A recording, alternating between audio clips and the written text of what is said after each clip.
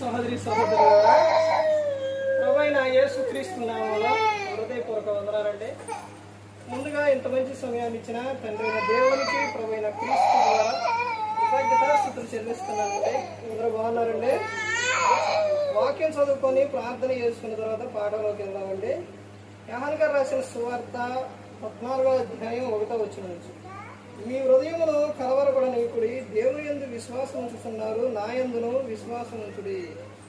ప్రార్థన చేసుకున్నాం. పరలోకమందున్న మా తండ్రి, పరిశుద్ధ ప్రేమ గల తండ్రి, గొప్ప తండ్రి, యెహోవా తండ్రి, అయ్యా మీ ప్రియకుమారుడు యేసుక్రీస్తు ప్రభువారి ద్వారా కృతజ్ఞతాస్తుతులు చెల్లిస్తున్నాము నాయన.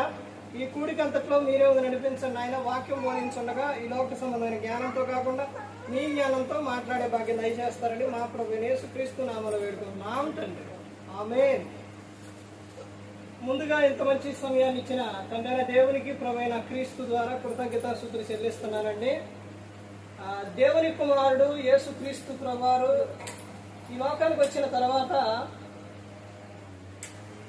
పరలోక రాజ్యం సమీపిస్తుంది కనుక మారు మనసు పొందమని ప్రకటింప మొదలుపెట్టారు. అంశం పాఠం పేరు ఏంటంటే మీ హృదయమును కలవరపడనీయకుడి. అంశం ఏంటి? మీ హృదయమును కలవరపడనీయకుడి. ఈ రోజున మనిషి యొక్క హృదయం ఎలా ఉందంటే అపవాదికి ఒక కేంద్రంగా మారిపోయింది. మనిషి హృదయము భయంకరమైనది. మనిషి హృదయము కలవరపడుతుంది. మనిషి హృదయము అసలు సరిగానేది ఉండట్లేదు. ఈ రోజున మనిషి యొక్క ఎలా మారిపోయిందంటే ఆత్మహత్య చేసుకోవటం, లేకపోతే చదవటం, భయపడటం, ఇవన్నీ కూడా యానించి వస్తున్నాయనంటే హృదయంలో నుంచే చెడ్డయన్నీ కూడా వస్తాయని మార్కు సువార్త 7:21 చెబుతున్నారు. ఇటు యేసుక్రీస్తు ప్రభువారు ఏమని చెప్తున్నారంటే మీ హృదయమును కలవరపడనీయకుడి. కలవరం అనేది వద్దు మనిషికి. దాని వలన చాలా ప్రమాదం అనేది ఉంది.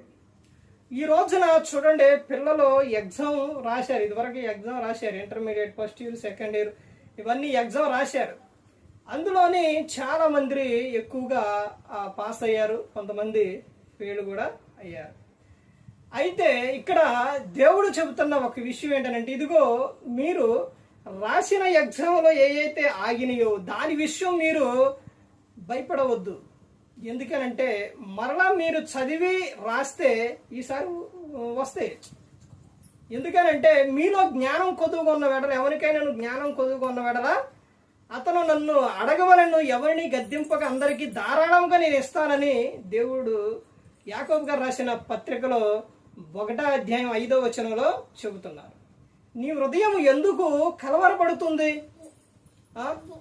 పాస్ అయ్యావు, నువ్వు పాస్ అయ్యావు, దేవునికి కృతజ్ఞతాస్తుతులు చెల్లించు, సంతోషించు.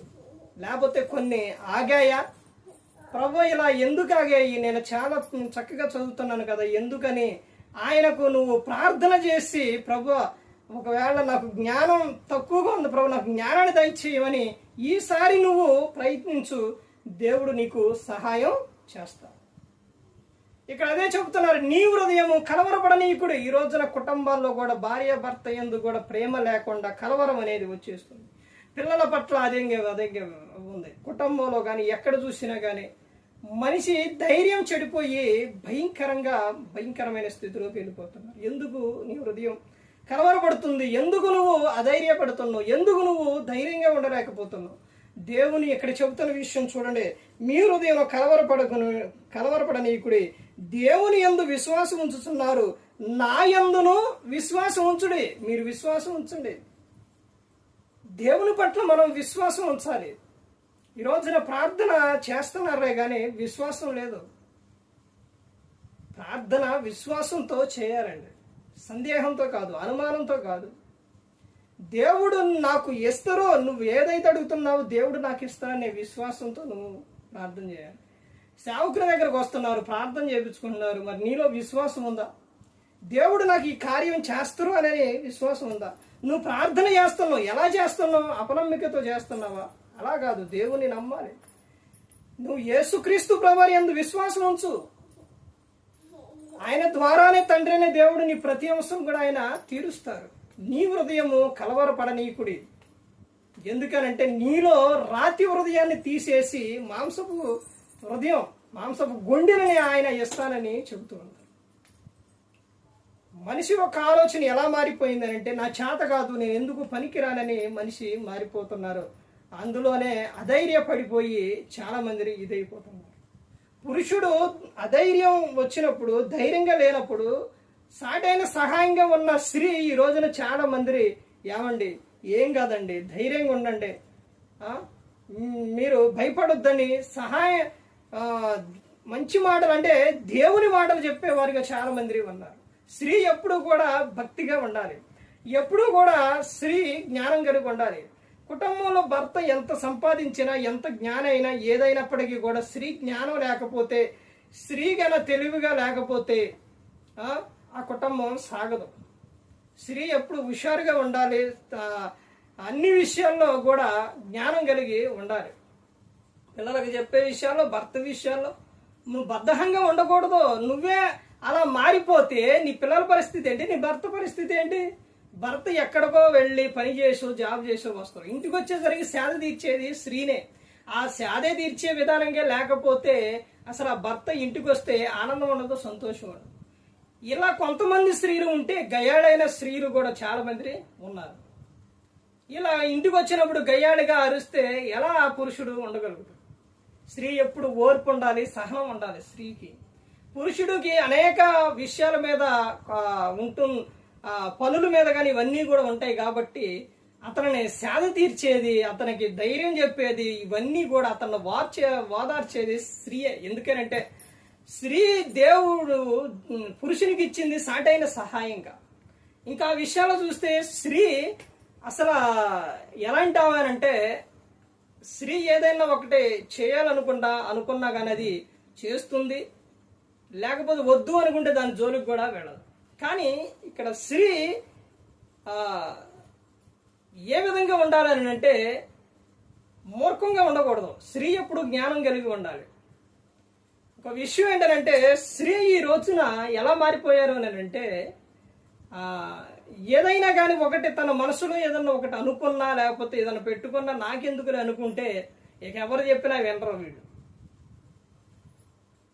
ఆ రోజున ఆదాము అవ్వగారి విషయాల్లో జరిగిన విషయం ఏంటంటే, దేవుడు వద్దు అని చెబితే అవ్వమ్మ ఆ విషయాన్ని తీసుకొని ఆ పండు తిని తీసుకెళ్లి మరలా భర్తకు ఇచ్చింది.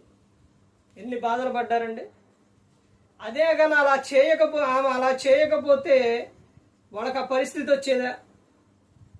కానీ స్త్రీ ఎప్పుడు కూడా దేవునిలోనే భర్త ఉండాలి, దేవునిలోనే నా పిల్లలు ఉండాలి అని కోరుకోవాలి. అకుల ప్రిస్కిల్లా ఎలా అయితే సేవకుని సహకారంగా ఉన్నారో, దేవుని పనిలో ఉన్నారో అలా ఉండాలి. ఇప్పుడు స్త్రీ గల నేను చేయను, నేను రాను, నా వల్ల కాదు అని అంటే పురుషుడు ఏం చేస్తారు? ఇప్పుడు అక్కడంతా అకుల ప్రిస్కిల్లా వారి జీవితాల్లో ఆ విధంగా ఉండేదే. తర్వాత షురేమీరాలు ఏం చేసిందంటే, మన ఇంటికి వస్తూ పోతున్న ఆయన దైవజనుడు అని చెప్పింది. ఎందుకనంటే స్త్రీ కుటుంబ విషయాల్లో, ఒక దేవుని విషయాల్లో స్త్రీ ఎప్పుడు కూడా ముందుండాలండి. దేవుని పనిలోని, కుటుంబాన్ని కట్టే విషయాల్లో ముందుండాలి. ఈ రోజున స్త్రీకి అది లేదండి. అరవటం, కేకలు పెట్టడం, కోపట్టడం. స్త్రీనే కుటుంబాన్ని కట్టుకునే స్త్రీయే ఇలా ప్రవర్తిస్తే పురుషుని పరిస్థితి ఏంటి అంటే, భర్త పరిస్థితి ఏంటి, పిల్లల పరిస్థితి ఏంటి? ఒక్కసారి ఆలోచించండి. నీ కుటుంబాన్ని నీవే చేతులారా నువ్వే కూల్చుకుంటున్నావు. ఏమండి ఇది చెయ్యండి, ఇది చేస్తే బాగుండిద్దండి, మనకు మరి భవిష్యత్తు ఏంటండి, మనం దేవునిలో ఎలా ఉండాలండి, మన దేవుడేనండి కాపాడేది, దేవుడేనండి రక్షించేది, ఇదిగోండి మనం ప్రార్థనకి వెళదాం, ఇలా చేద్దామని అసలు కుటుంబంలో ఇలా చెప్పే స్త్రీలు చాలా తక్కువ. ఖాళీ దొరికితే వ్యర్థమైన మాటలు, ఖాళీ దొరికితే మీటింగులు, ఖాళీ దొరికితే ఇక అసలు ఎలా మారిపోతారంటే అలా మారిపోతున్నారు. ఇలా చేయమంటే నీ కుటుంబం కట్టబడట్లేదు. సేవకుడు చెప్పినప్పుడేమో ఇలా ఇలా ఇలా అంటారు, ఆ తర్వాత ఏమో వాటిని వదిలేస్తారు. ఎలాంటి సేవకులు ఎలాంటి మాటలు చెబుతున్నారనండి. అద్భుతమైన మాటలు దేవుని గ్రంథంలో నుంచి చెబుతున్నారు.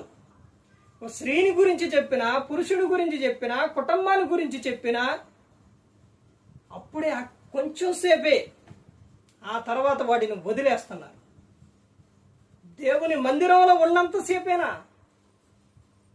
అప్పుడే ఏది చెప్పినా కానీ అబ్బా అయ్యగారు భలేకి చెప్పారు, అబ్బా అబ్బా అబ్బా. ఏది నీ భవిష్యత్తులో నీ జీవితంలో చూపిస్తున్నావా? నీ జీవితంలో నీ ద్వారా అనేకులకు నువ్వు మాదిరికరంగా ఉన్నావా?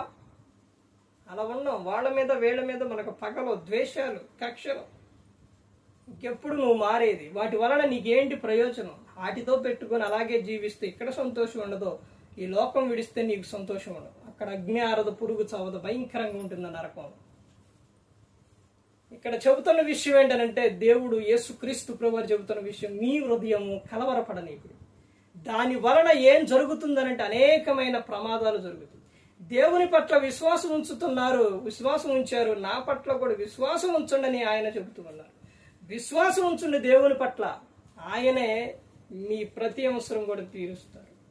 ఇకనైనా నీ జీవితంలో కుటుంబాన్ని కట్టే విషయాల్లో నువ్వు జ్ఞానం కలిగి ఉండు. ఆ తర్వాత నువ్వు దేవుని పనిలో కూడా నువ్వు ముందుండు.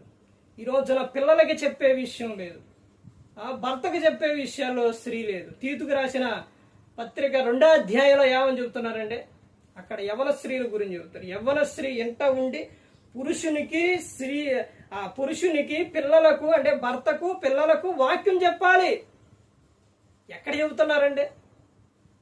భర్త మీద అరవటమేనయ్యా. భర్త ఏదన్నా చెబితే నాకు తెలియదో ఏంటి చెప్పేది నువ్వు అని గయ్యాడిగా అరవటం. ఇంకా నీ భర్త ఎలా మారుతారు ఒక్కసారి ఆలోచించు. ఇప్పుడు నువ్వు అలా అరిచినప్పుడు, ఎలా చేసినప్పుడు నీ భర్త బయటికి వెళ్ళిపోయి పరస్త్రీతో కానీ లేకపోతే మందు తాగి తన ఇష్టానుసారంగా జీవిస్తే, నీకేమి తీసుకొచ్చి ఇవ్వకపోతే నీ పరిస్థితి ఏంటి? చాలా మంది స్త్రీలు అంటారు కదా, మా ఇంటికి వెళ్ళిపోతా. ఆడ ఎన్ని రోజులు చూస్తారు నిన్ను? వాళ్ళు వివాహం చేసింది ఎందుకు నీకు? నీ భర్తతో ఉండవని. ఏదన్నా ఒక సమస్య వచ్చిందంటే మా ఇంటికి వెళ్ళిపోతా. వాళ్ళు అక్కడి నుంచి నిన్ను ఒకళ్ళకి వివాహం ఒక ఆయనకి ఇచ్చి నిన్ను చేసింది ఎందుకు? మరలా నువ్వు అక్కడికి వెళ్ళి అక్కడ ఉండడానికా?